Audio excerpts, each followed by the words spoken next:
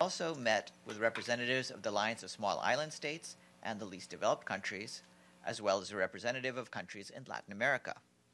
He also met with non-governmental organizations present at the conference.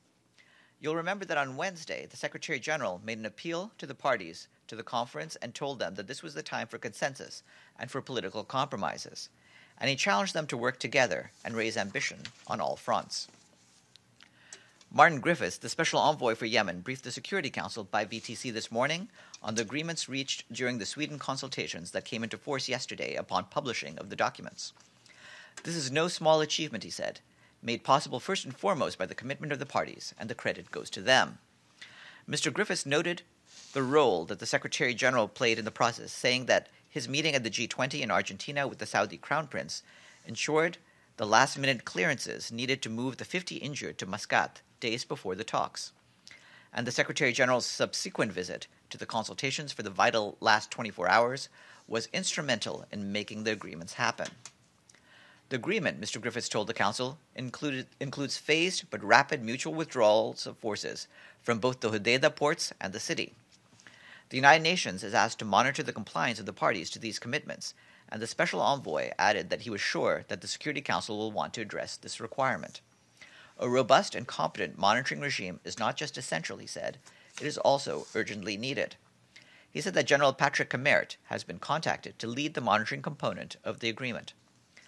Parties have also reached a mutual understanding to ease the situation in Taiz, he said, with the prospect of the opening of humanitarian corridors to allow the safe passage of goods and people across the front lines, the reduction of the fighting in the governorate, the deployment of demining operations, and the release and exchange of prisoners. Mr. Griffiths added that before arriving in Sweden, the parties had already agreed to the establishment of a joint committee to provide and plan for the mutual release of all prisoners. He said that we hope, with the ICRC in the lead, for a mass exchange in mid-January of as many as 4,000 prisoners. Emergency Relief Coordinator Mark Lowcock briefed the Security Council on the humanitarian crisis that he witnessed firsthand in Yemen.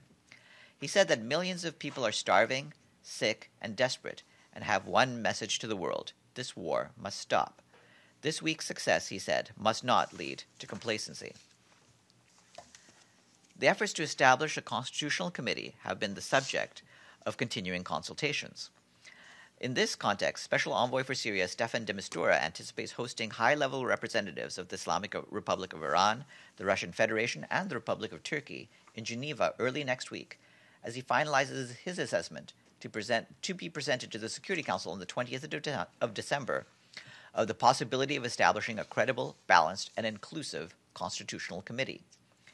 The Special Envoy is currently in Qatar, after which he will be returning to Geneva and thereafter will proceed to New York to report to the Security Council. Mark Lowcock, the Emergency Relief Coordinator, briefed the Security Council yesterday and welcomed the adoption of Security Council Resolution 2449.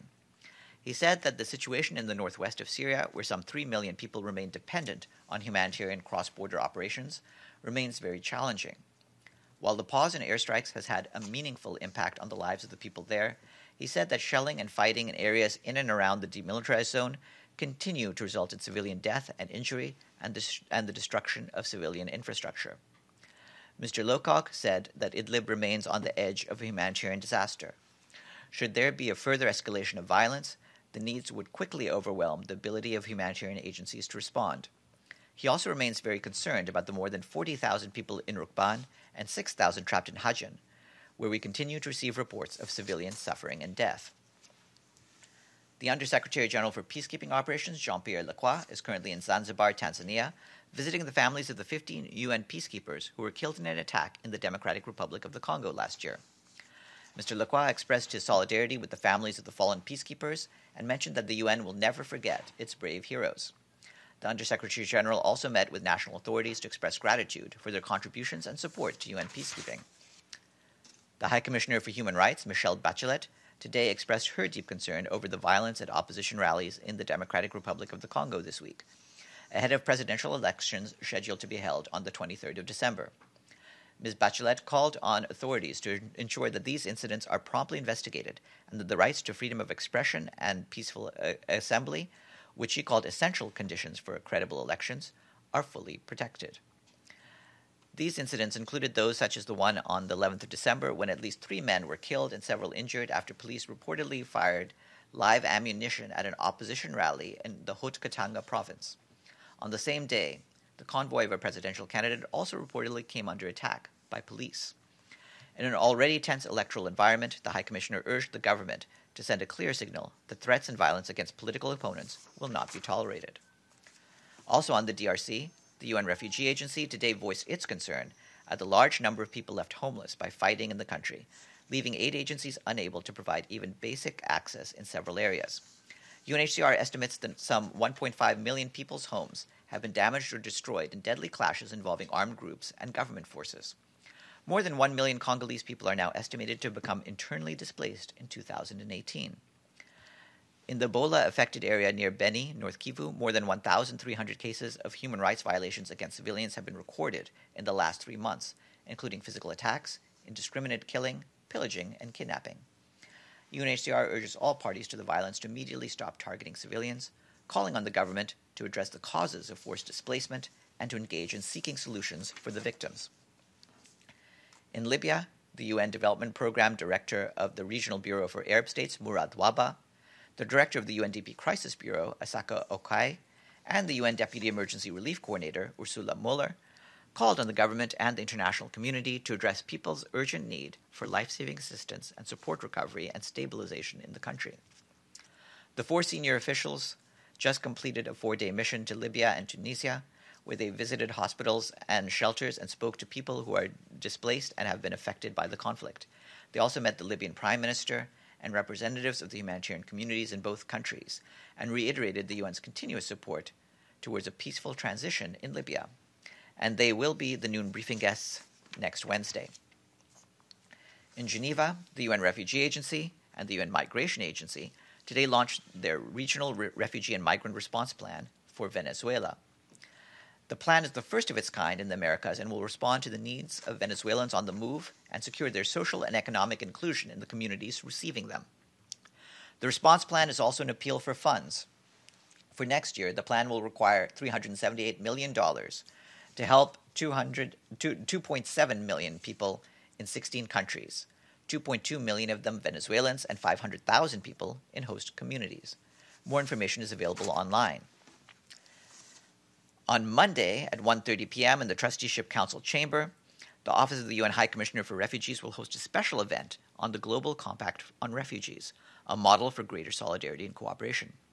Speakers will include the President of the General Assembly, Maria Fernanda Espinosa Garces, Deputy Secretary General Amina Mohammed, and UN High Commissioner for Refugees Filippo Grandi, as well as the principal of the Rawhide Elementary School and former refugee Bettina Bahege. Following the event at around 2:15 p.m., Mr. Grandi will brief reporters at the stakeout area between the Trusteeship Council and the ECOSOC chamber. That's it for me. Do you have any questions? Yes, please. Thank you, Farhan. So Kosovo's parliament approved legislation on Friday to form an army which promoted from NATO, European Union, Russian officials. And my question is if Secretary General considers it to be a violation of Security Council resolution. Well, regarding the relevant Security Council resolutions, I draw your attention to Security Council Resolution 1244, which entrusts the international security presence, namely the Kosovo Force, or KFOR, with the responsibility to ensure a secure environment in Kosovo.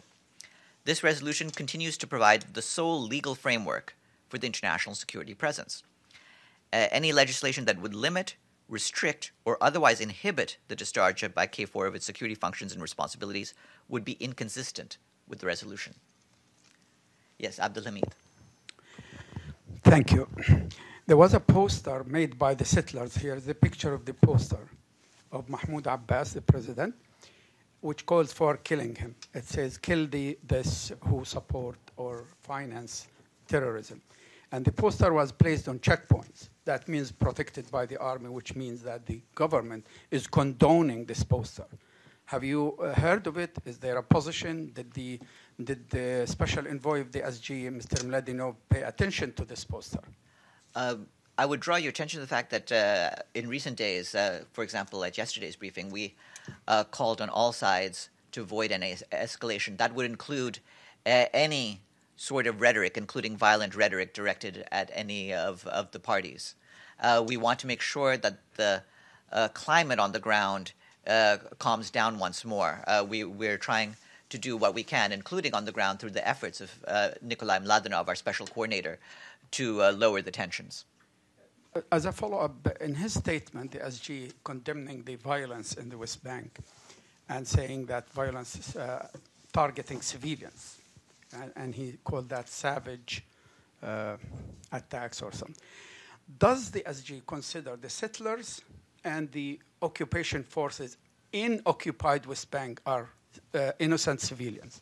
That he used the word innocent civilian. Does that apply to the settlers and to the occupation forces? Regarding that, we want all violence against all civilians to be halted. Obviously, all unarmed people should be spared from the effects of violence, regardless of where they are. Regarding our position on settlements, the UN's position on settlements is well known, and the Secretary General continues to uphold that. You know, settlers are always armed. They have their guns. Are they considered innocent civilians? That's my question. I've said what I've said. Yes, Joe. Yeah, of course, I just have to point out that a 3-day-old baby was killed, and I don't think that baby was armed. But in any event, I'll let I understand that. Deal but with this amongst each I other. just had to add that for the record. My question, actually, there's two separate questions on two separate matters. First question is Ukraine. We haven't heard very much about that lately. Is the UN, the Secretariat specifically, assumed any role in trying to intercede for the, I'm assuming that the sailors captured by Russia are still detained there. If that's the case, I believe it is, as I haven't seen anything to the contrary. Is the UN taking any role in trying to help secure their release? So that's the first question. The second question involves Yemen. We heard a fair amount of praise for the Saudi Crown Prince this morning, including for Mr. Griffin. And I'm wondering to what extent the Secretary General would credit the Crown Prince after his discussions with the Crown Prince in Argentina for helping to make this Sweden conference a success, and does that counterbalance in his mind at least the pretty supportive allegations of the Crown Prince's role in the killing or his directing of the killing of of the journalist, Mr. Khashoggi? Well, I don't really see how those two things are connected. They're very different things. On the one hand, as you know, regarding Mr. Khashoggi, please hold that phone. Regarding Mr. Khashoggi, the Secretary General has been very clear of the need for a thorough and transparent investigation so that we can get to the bottom of the facts. And you'll also have seen what the High Commissioner for Human Rights has said. But regarding this, you saw what we've been saying. His role was significant in our efforts to try to get to a positive outcome. And I would refer you to the fact that Mr. Griffiths, at today's briefing, mentioned that the Secretary General's meeting with the Saudi Crown Prince in Argentina helped to ensure the last-minute clearances that were needed to move the 50 injured people to Muscat days before the talks, which I think was a very valuable step in moving us to the point where we are. Regarding your question on Ukraine, you'll have seen the briefing that the Undersecretary General for Political Affairs, Rosemary DiCarlo, gave to the Security Council that included the mention of the sailors. I don't have anything to add to what we said. No, that was some time ago, so you have nothing. I don't have anything further to add to that. Yes, Ibtisam. I have two questions. The first one is follow-up on the issue of the poster on the checkpoints, because your answer wasn't really clear for me. So are you condemning the fact that Israeli settlers calling with imposters to assassinate President Abbas, and it's happening under the eyes of the Israeli army because these posters were placed on checkpoints? Well, it would be up to the Israeli authorities to discuss their own response to this. From our standpoint, any such threats to assassinate heads of state are irresponsible. And again, like I said, what we want is for all sides to lower the rhetoric before we get to any further escalation of the situation we've seen on the ground in the last few days. My second question is on Yemen. Do you have more details regarding how you are going to go on the ground regarding monitoring the agreement around Hudaydah? Do you have enough people on the ground to do so, etc.? Thank you. Well, regarding that, Martin Griffiths said that we are preparing some details to share with the Security Council concerning what our presence on the ground would need to be. So that is being developed right now. He did mention Patrick Kamert, whom I assume you all know from his previous experiences here, as the person who would head that monitoring presence, and we would rely on our normal force generation capacities to get people there rapidly. Just to follow up. You've had two questions. No, a follow up on the same issue. Do you have, and what you said, do you have a time frame when?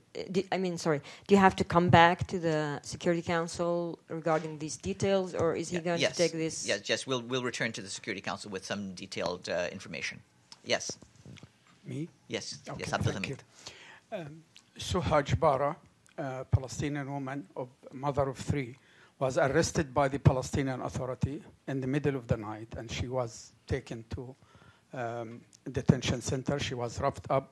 Bad words were used against her, and it's making big waves.